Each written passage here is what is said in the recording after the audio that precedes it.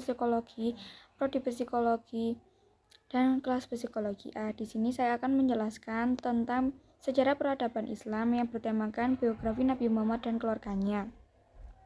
Dimulai dari ayah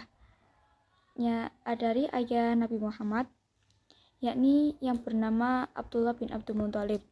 Beliau adalah anak dari kepala suku Quraisy yang terkenal dan berpengaruh pada saat itu.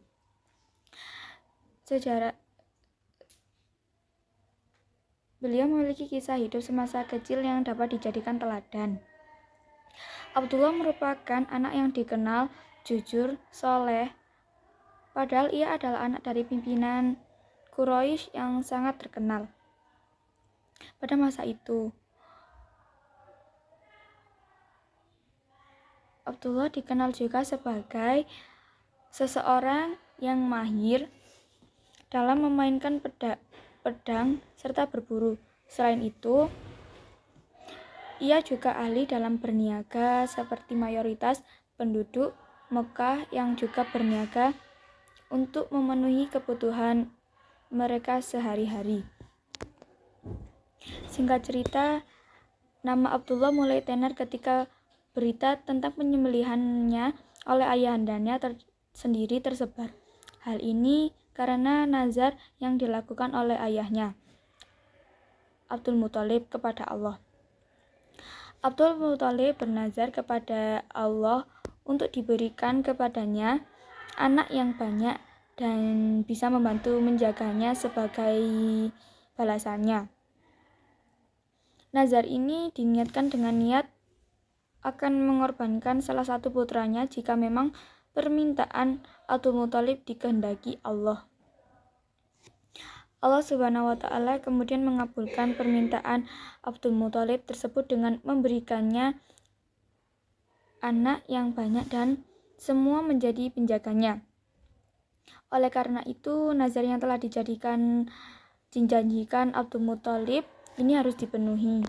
Ketika mendengar berita ini, sontak penduduk Mekah yang sangat mengenal Abdullah ini menolak karena beberapa kekhawatiran. Ayah Nabi Muhammad adalah sebagai pemilik salah satu nasab paling mulia di Mekah. Saat itu ditakutkan akan menjadi contoh yang ditiru masyarakat, yaitu mengorbankan anaknya. Para pembesar Quraisy sangat takut jika eksekusi ini terjadi, maka akan menjadi budaya turun-temurun ke generasi selanjutnya. Oleh karena itu, para pembesar Quraisy berunding, berusaha membujuk bahkan mencarikan solusi lain atas masalah ini. Setelah melakukan musyawarah bersama, masalah nazar yang membawa nama Allah ini harus diselesaikan dengan cara yang cukup unik. Mereka mendatangi seorang peramal dan meminta nasihat kepada peramal itu. Peramal memberikan nasihat agar mengundi nama Abdullah bersama nama unta. Jika nama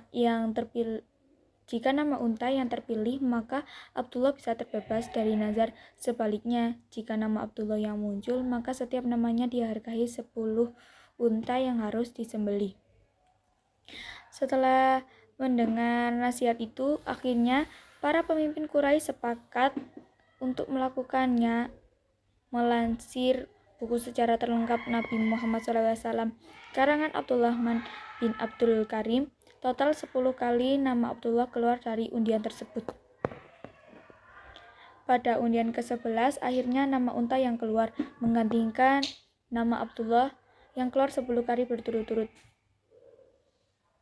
10 kali 10 adalah 100, artinya 100 unta harus disembelih untuk menggantikan Abdullah dari nazar ayahnya, Abdul Muthalib. Abdul Muthalib menyetujui skema penggantian nazar itu dan menyembelih 100 ekor unta. Hasil sembelihan ini selanjutnya dibagikan kepada penduduk Mekah secara merata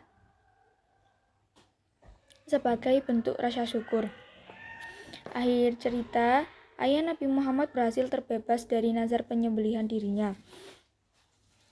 Abdullah selanjutnya tumbuh besar hingga dewasa dan memiliki putra kandung yang sangat disayangi. Setelah biografi ayah beliau, saya akan menceritakan biografi ibu beliau, ibu Nabi Muhammad, Nama ibu Nabi Muhammad adalah Siti Aminah atau Aminah binti Wahab. Siti Aminah adalah sosok wanita mulia yang banyak dikagumi orang-orang pada masanya. Siti Aminah adalah sosok istri yang telah melahirkan seorang panutan umat manusia, yakni Nabi Muhammad SAW. Siti Aminah pun merupakan pimpinan para ibu karena beliau telah melahirkan utusan Allah.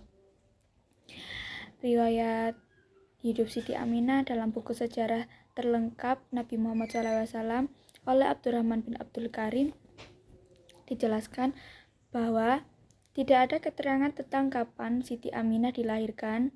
Adapun catatan yang menuliskan bahwa Siti Aminah wafat pada tahun 577 Masehi, yakni ketika beliau mengajak putranya Nabi Muhammad SAW untuk mengunjungi pamannya dan melihat kuburan ayahnya di Yastrib. Siti Aminah lahir di Makkah dan merupakan anak dari pimpinan Bani Zuhrah, yakni Wahab bin Abdul Manaf bin Zuhrah bin Kilab. Ibu dari Siti Aminah adalah Barrah binti Abdul Uzza bin Utsman bin Abdudar bin Qusay. Siti Aminah dipersunting oleh Abdullah bin Abdul Muthalib. Dari rahim Siti Aminah dikandunglah janin yang merupakan bakal manusia pilihan Allah, yaitu Rasulullah Nabi Muhammad SAW.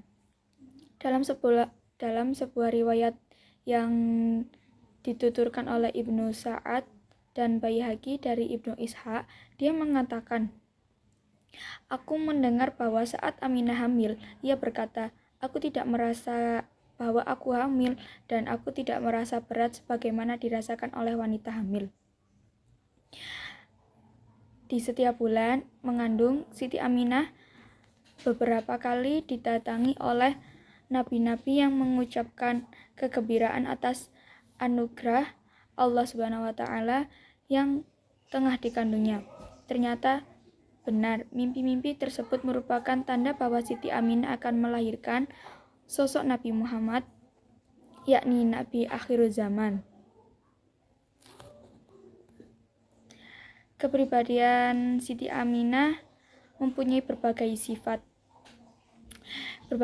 mulia, yakni ketakwaan, tutur kata yang baik, sikap santun, dan juga berjiwa sosial seperti ayahnya.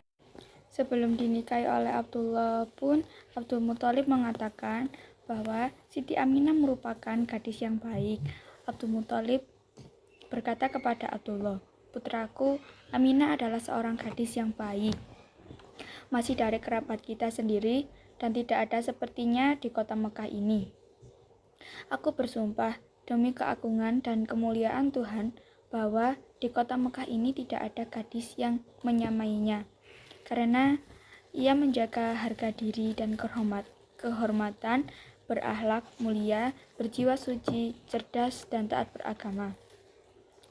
Selain itu, Siti Aminah dikenal sebagai sosok yang hidup sederhana dan jauh dari gemerlap dunia.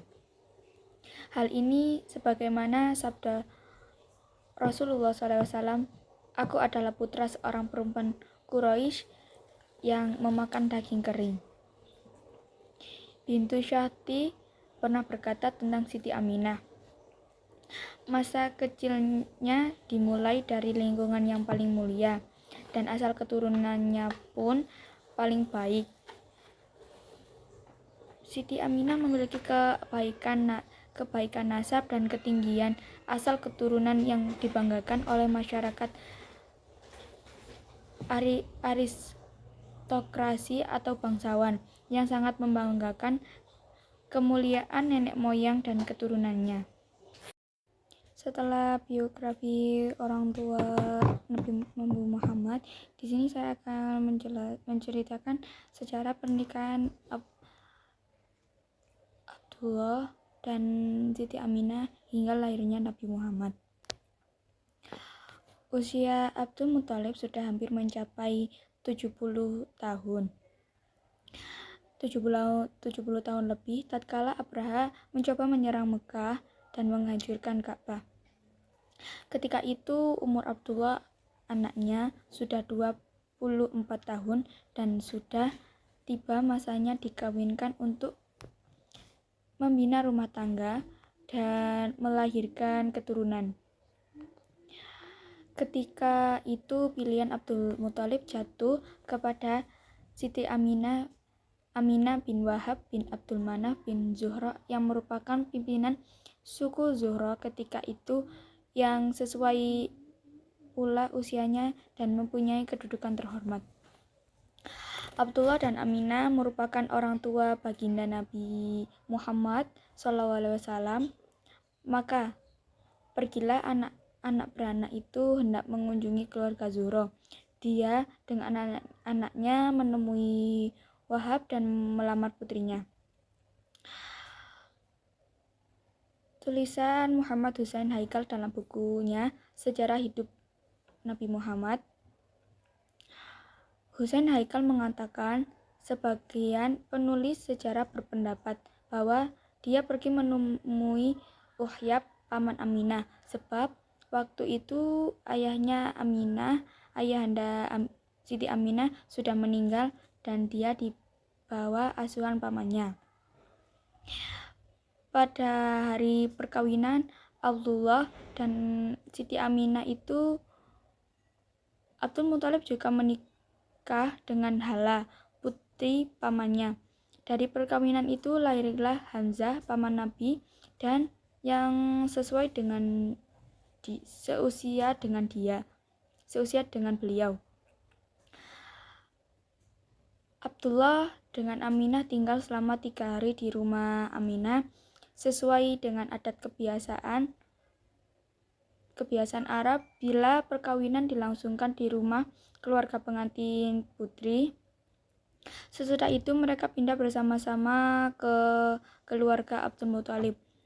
Tak seberapa lama kemudian, Abdullah pergi dalam suatu usaha perdagangan ke Syam dan meninggalkan istrinya yang dalam keadaan hamil. Dalam perjalanannya itu, Abdullah tinggal selama beberapa bulan. Pada saat itu dia pergi ke Gaza dan kembali lagi. Kemudian dia singgah ke tempat saudara-saudara ibunya di Madinah, sekedar beristirahat sesudah merasa letih selama dalam perjalanan. Sesudah itu dia akan kembali pulang dengan kafilah ke Mekah, katanya. Akan tetapi kemudian dia menderita sakit di tempat saudara-saudara ibunya. Kawan-kawannya pun pulang lebih dahulu meninggalkan dia, dan merekalah yang menyampaikan berita sakitnya itu kepada ayahnya setelah mereka sampai di Mekah. Begitu berita sampai kepada Abdul Muthalib, dia mengutus Harith, anaknya yang sulung, ke Madinah supaya membawa kembali bila dia sudah sembuh, katanya. Akan tetapi sesampainya di Madinah, dia mengetahui bahwa Abdullah sudah meninggal dan sudah dikuburkan pula. Sebulan sesudah hafilahnya berangkat ke Mekah, kembalilah Harith kepada keluarganya dengan membawa perasaan pilu atas kematian adiknya itu. Rasa duka dan sedih menimpa hati Abdul Muthalib, menimpa hati Aminah, karena dia kehilangan seorang suami yang selama ini menjadi harapan kebahagiaan hidupnya. Demikian juga Abdul Muthalib sangat sayang kepadanya, sehingga penebusannya terhadap berhala dan demikian rupa belum pernah terjadi di kalangan masyarakat Arab sebelum itu. Peninggalan Abdullah sesudah wafat terdiri dari 5 ekor unta, sekelompok ternak kambing, dan seorang budak perempuan yaitu Umayyam yang kemudian menjadi pengasuh Nabi. Ummu Aiman yang kemudian menjadi pengasuh Nabi. Boleh jadi kata Haikal peninggalan serupa itu bukan berarti suatu tanda kekayaan, akan tetapi tidak juga merupakan suatu kemiskinan. Di samping itu, umur Abdullah yang masih dalam usia muda sudah mampu bekerja dan berusaha mencapai kekayaan. Dalam pada itu, dia memang tidak mewarisi sesuatu dari ayahnya yang masih hidup. Aminah sudah hamil dan kemudian seperti wanita yang lain dia pun melahirkan. Sesuai kebersalinan dikirimnya berita kepada Abdul Muthalib di Ka'bah bahwa dia melahirkan seorang anak laki-laki.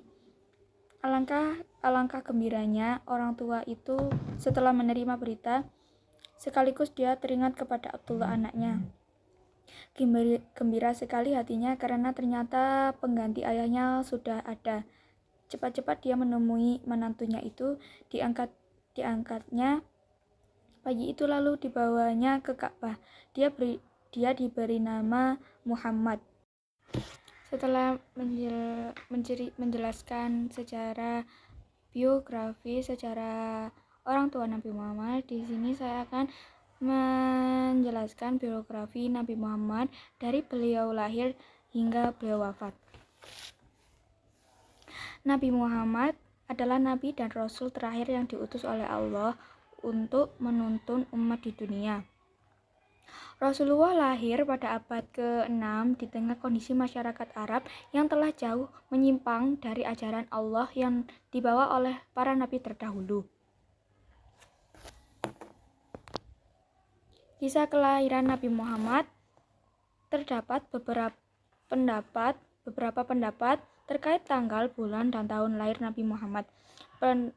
Pendapat yang paling populer dan banyak diyakini Nabi Muhammad lahir pada tanggal 12 Rabiul Awal pada tahun gajah, bertepatan dengan hari Senin tanggal 22 April 571 Masehi.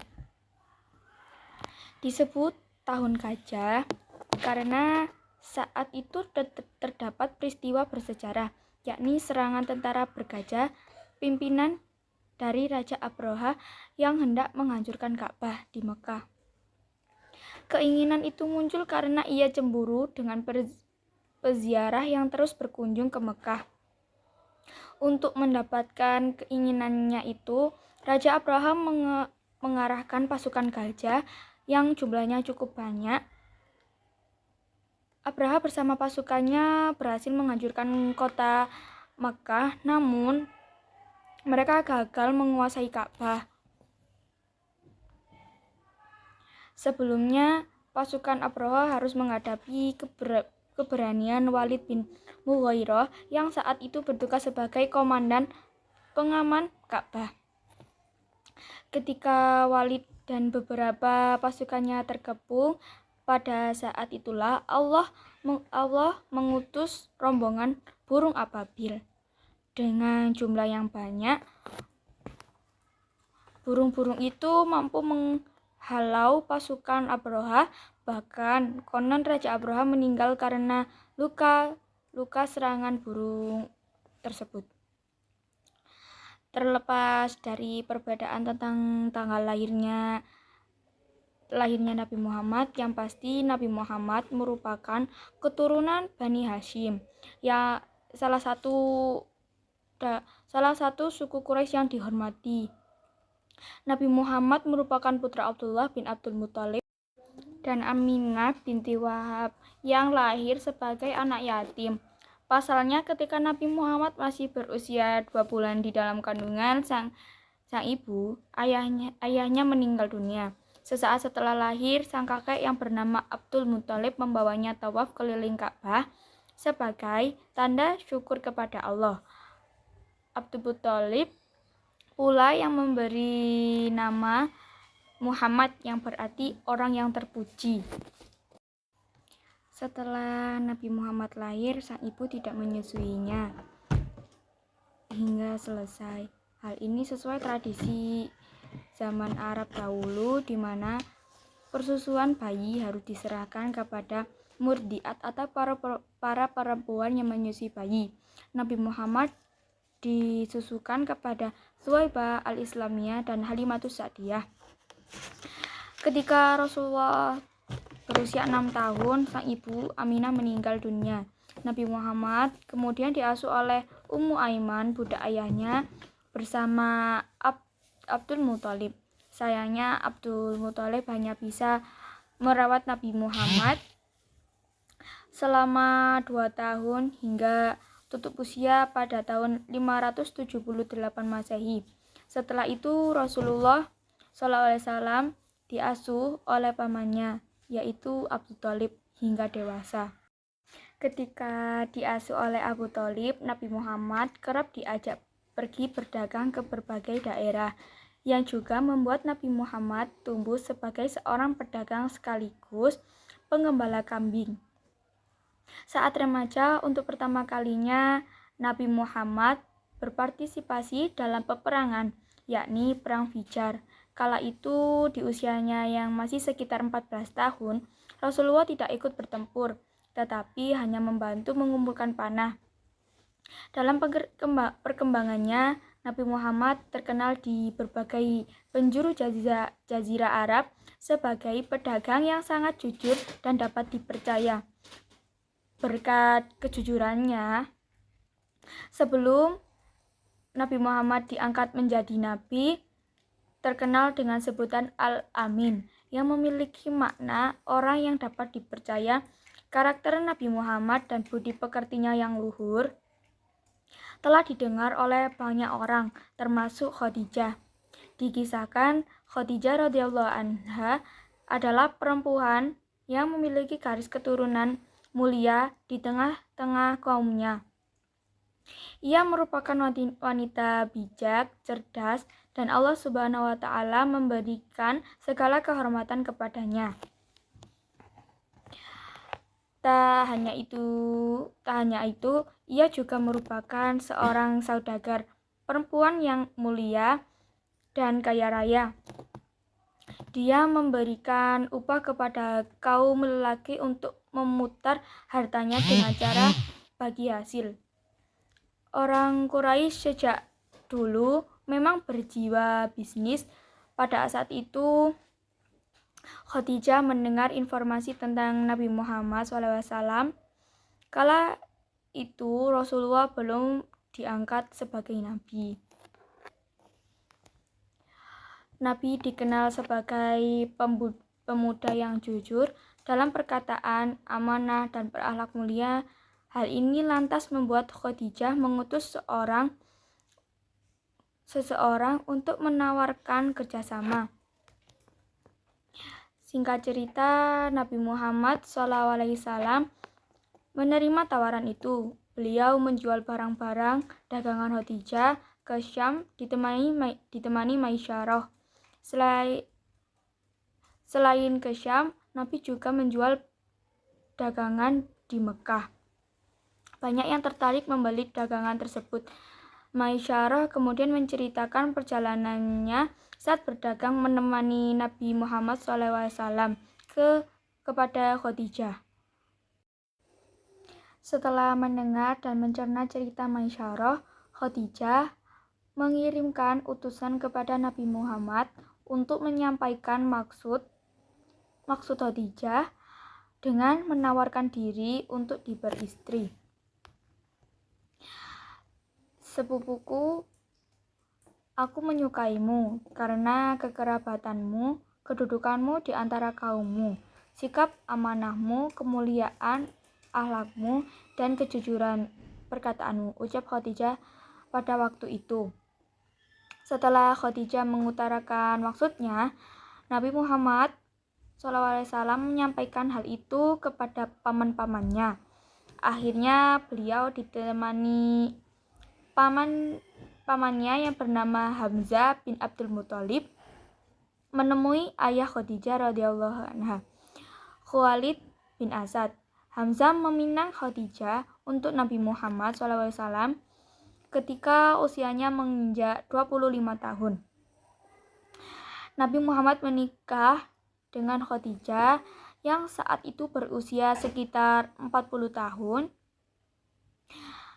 Nabi Muhammad menikahi Khadijah di usia 25 tahun. Saat meminang Khadijah, Nabi Muhammad memberikan mahar berupa 20 ekor unta betina muda.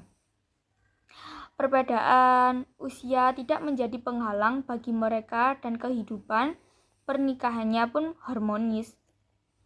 Nabi Muhammad dan Khadijah dikaruniai 6 anak, yakni Qasim, Abdullah, Zainab, Ruqayyah, Ummu Kulsum, dan Fatimah. Cerita Nabi Muhammad mendapatkan wahyu. Hidup di tengah masyarakat Mekah jahiliyah, Nabi Muhammad memiliki kebiasaan yang khas, yaitu menyendiri selama beberapa waktu untuk merenung. Nabi Muhammad pun menemukan tempat untuk merenung, yaitu di Gua Hira, yang berjarak sekitar 10 km dari Mekah. Melalui tafakur di Gua Hira, Rasulullah membersihkan hati dan pikirannya yang penuh keprihatinan terhadap masyarakat Mekah dengan niat suci bermunajat kepada Allah.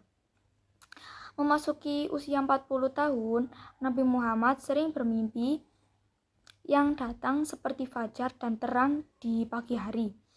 Sampai suatu ketika di Gua Hira, tepatnya pada 17 Ramadan atau bertepatan dengan 6 Agustus 611 Masehi, Rasulullah melihat cahaya yang sangat terang.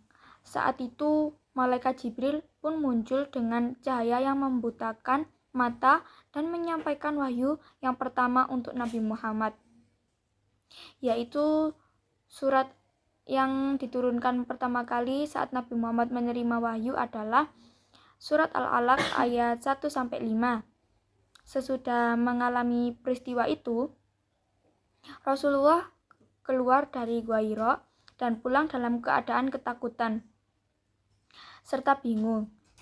Di kediamannya, Nabi Muhammad ditenangkan oleh Khadijah, yang kemudian mengajaknya menemui Waraqah bin Naufal. Waraqah bin Naufal adalah seorang imam Arab yang ahli kitab beragama Nasrani yang masih berkerabat dengan Khadijah. Rasul memberitahukan Waraqah tentang pengalaman spiritual di Gua Hira dan wahyu yang disampaikan malaikat Jibril kepadanya. Waraqah membenarkan bahwa Nabi Muhammad adalah nabi akhir zaman yang akan didustakan, disakiti, diusir, dan diperangi. Karena itu, Nabi Muhammad diperintahkan berdakwah secara sembunyi-sembunyi. Dakwah secara sembunyi-sembunyi ini dilakukan selama 3 tahun di Mekah. Rasulullah mempunyai alasan mengapa saat ini tidak terang-terangan berdakwah. Di saat itu, penduduk Mekah masih awam persoalan tauhid. Oleh karena itu, Rasulullah tidak melakukan dakwah secara terang-terangan. Jika Rasulullah tidak menyampaikan dakwah tauhid dan metode yang tepat, maka tentu saja akan menyebabkan penduduk Mekah terkejut dan berujung menolak ajaran yang disampaikan. Maka dari itu, Nabi Muhammad SAW menyampaikan dakwahnya secara diam-diam atau sembunyi-sembunyi. Di Mekah, Rasulullah tidak langsung berdakwah kepada masyarakat umum, melainkan memulai kepada orang terdekat seperti keluarga dan sahabat karibnya. Mereka merupakan orang-orang baik dan selalu menghormati Rasulullah. Maka dari itu, ia menerima agama Islam. Di Mekah, Rasulullah hanya menyampaikan ajaran dasar dari Islam. Ajaran itu mencangkup 3 hal, yakni keesaan Tuhan, penghapusan patung-patung berhala, dan kewajiban untuk beribadah hanya semata-mata mencari ridha Allah SWT. Kondisi umat Islam saat itu pada masa Rasulullah berdakwah sembunyi-sembunyi, Umat Islam melaksanakan ibadah dengan secara diam-diam. Hal tersebut dilakukan agar penduduk Mekah tidak mengetahuinya. Meskipun secara diam-diam, dakwah Islam tetap didengar ke telinga kabilah Quraisy di Mekah. Namun mereka tidak mempedulikannya. Mereka menganggap Nabi Muhammad hanyalah sebatas orang yang peka terhadap urusan agama, tidak lebih dari itu. Selama 3 tahun, umat Islam yang jumlahnya masih sedikit saling menguatkan satu sama lain hingga akhirnya ayat Al-Quran yang memerintahkan Rasulullah berdakwah secara terang-terangan kepada penduduk Mekah diturunkan. Dan orang-orang awal yang menerima ajaran Nabi Muhammad pertama kalinya disebut as-sabiquna awalu. Arti dari kata tersebut ialah orang-orang yang pertama kali masuk Islam. As-sabiquna awalu pertama ialah Khadijah, istri Nabi Muhammad. Kedua, Zaid bin Harithah, anak angkat Rasulullah. Kemudian Ali bin Abi Thalib, sepupu Nabi, dan Abu Bakar yang merupakan sahabat karib beliau. Setelah masuk Islam, mereka ikut dalam melanjutkan jejak Rasulullah dalam menyebarkan agama Islam. Awal menyebarkan agama Islam, Abu Bakar berhasil mengajak 5 orang untuk memeluk agama Islam. Mereka adalah Sa'ad bin Abi Waqqas, Zubair bin Awam, Thalhah bin Ubaidillah, Abdurrahman bin Auf, dan Utsman bin Affan. Selain itu, masih banyak orang-orang yang masuk Islam di awal-awal dakwah beliau. Mereka semua berasal dari kabilah Quraisy yang disebut sebagai sahabat. Artinya orang-orang yang bertemu Rasulullah, beriman kepada beliau, dan meninggal atas keimanan. Strategi dakwah Nabi Muhammad pada periode Mekah yang terbit di jurnal Al-Tabsir saat 10 tahun pertama berdakwah, belum ada kemajuan dalam artian jumlah umat Islam masih terbilang sedikit. Penekanan dakwah di Mekah difokuskan pada keesaan Allah karena kondisi Mekah saat itu belum bertauhid. Setelah berdakwah secara tersembunyi-sembunyi, Nabi Muhammad berdakwah secara terang-terangan setelah menerima wahyu dari Allah, yaitu surat Al-Hijr ayat 94 yang berbunyi, Fasda bima tu'maru wa'arid anil musyrikin, yang artinya, maka sampaikanlah olehmu secara terang-terangan segala apa yang diperintahkan kepadamu dan berpalinglah dari orang-orang yang musyrik. Selain itu, seruan untuk melakukan dakwah secara terang-terangan atau terbuka telah Allah sampaikan dalam firman Allah surat Asy-Syu'ara ayat berikut. Wa anzir asyirataka aqrabin wahfid jannahaka limanit taba'aka minal mu'minin, yang artinya, dan berilah peringatan kepada kerabat-kerabatmu yang terdekat, dan rendahkanlah dirimu terhadap orang-orang yang mengikutimu, yaitu orang-orang yang beriman. Setelah turun perintah tersebut, Nabi Muhammad SAW kemudian mengumpulkan penduduk kota Makkah di Bukit Shafa. Di sana beliau mulai menyampaikan bahwa Tuhan yang harus disembah ialah Allah Subhanahu wa Ta'ala, dan beliaulah utusan Allah yang akan memberi kabar dan peringatan kepada manusia lewat dakwah secara terbuka. Ada beberapa tokoh terkenal yang akhirnya masuk Islam seperti Umar bin Khattab dan Hamzah bin Abdul Muthalib, yang merupakan tokoh terpandang di kalangan kaum Quraisy. Model dakwah Nabi Muhammad SAW secara terbuka adalah ada beberapa model dakwah yang dijalankan oleh Nabi Muhammad SAW. Berikut adalah model dan cara yang dilakukan Nabi Muhammad berdakwah secara terang-terangan. 1. Menerapkan ajaran Islam dalam diri terlebih dahulu sehingga dapat menjadi teladan bagi kaumnya. 2. Menjalankan dakwah dengan sikap yang lembut, bijaksana, dan teladan. 3. Senantiasa menanamkan sifat kejujuran serta keadilan dalam berbagai hal. 4. Menanamkan kebijaksanaan dan wibawa dalam diri. Dan yang terakhir adalah selalu meminta pertolongan Allah Subhanahu wa Ta'ala dalam setiap langkah dakwah yang beliau jalankan. Namun, bertepatan dengan tahun ke-10 kenabian, Nabi Muhammad ditinggal wafat oleh Khadijah. Untuk menghibur Nabi Muhammad yang tengah bersedih lantaran kehilangan pamannya Abu Thalib dan Khadijah, Allah memberikan Isra Mi'raj kepada Nabi Muhammad.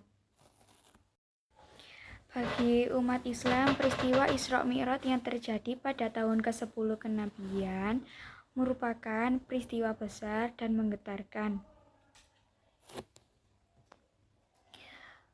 Karena kisah Isra Mi'raj Nabi Muhammad ini juga termaktub dalam kitab suci umat Islam, yakni Al-Quran, di surat Al-Isra sebagai tanda kebesaran Allah Subhanahu wa Ta'ala. Sebelum melakukan perjalanan Isra Mi'raj dan mendapatkan perintah sholat 5 waktu, ada sebuah peristiwa bernama Amul Husni atau tahun kesedihan.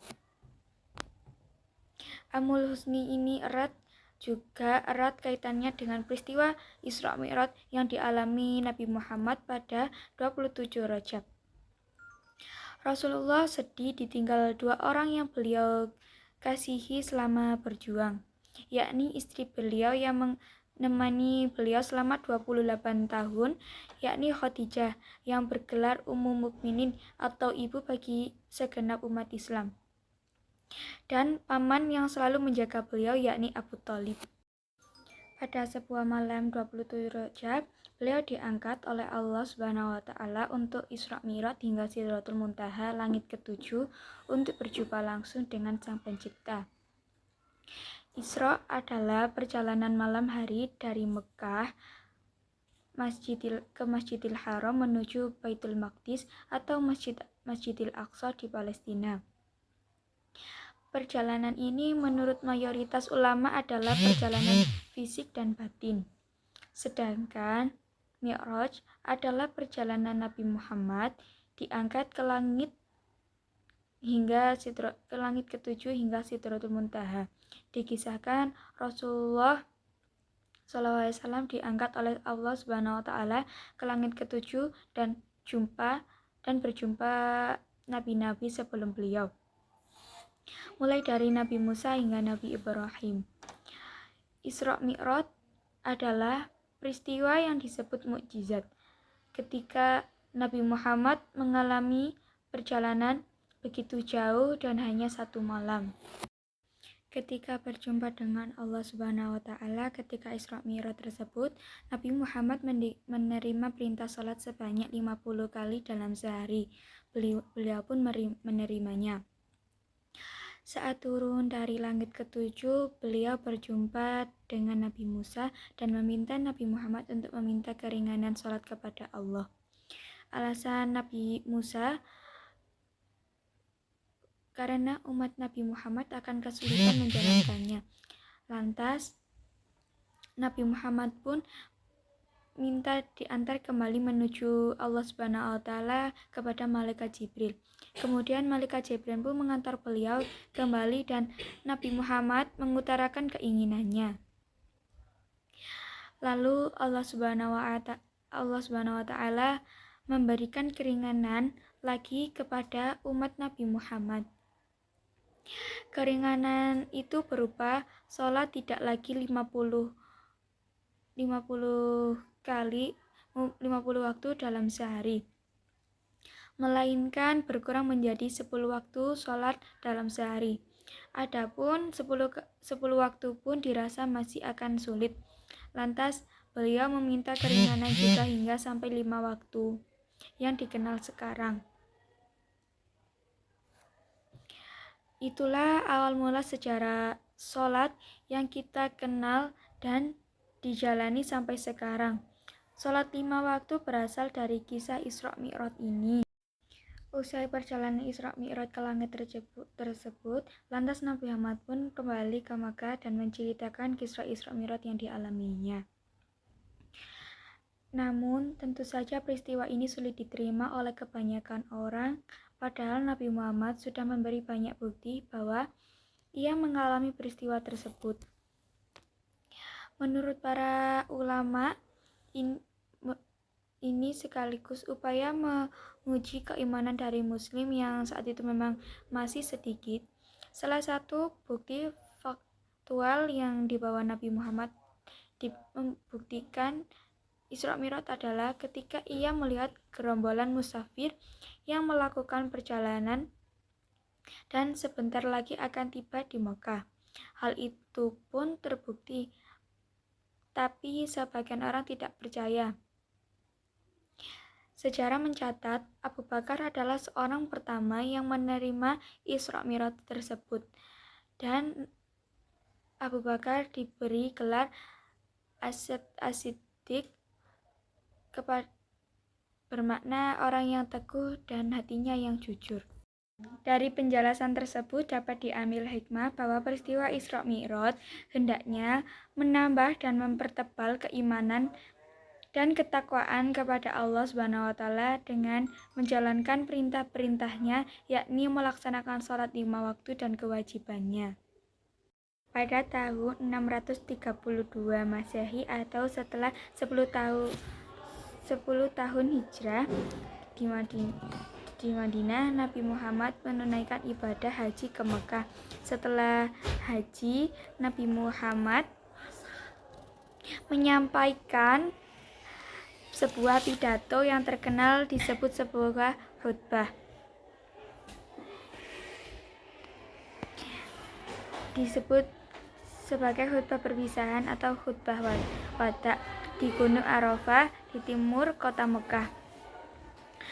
Lewat pidato ini, Nabi Muhammad berpesan agar pengikutnya untuk tidak mengikuti aturan adat pra-Islam tertentu. Tidak lama setelah itu, Nabi Muhammad mulai menderita sakit yang cukup parah. Nabi Muhammad mengalami sakit kepala dan demam tinggi. Selama beberapa waktu setelah pulang dari naik haji untuk pertama dan terakhir kalinya, pada hari Senin tanggal 8 Juni 632 Masehi, Nabi Muhammad SAW meninggal di rumah istrinya, yakni Aisyah. Nabi Muhammad wafat pada usia 63 tahun dan jasadnya kemudian dikebumikan di kompleks Masjid Nabawi di Madinah yang saat ini di bawah naungan Kubah Hijau. Sekian penjelasan dari saya tentang sejarah peradaban Islam, biografi Nabi Muhammad beserta keluarganya.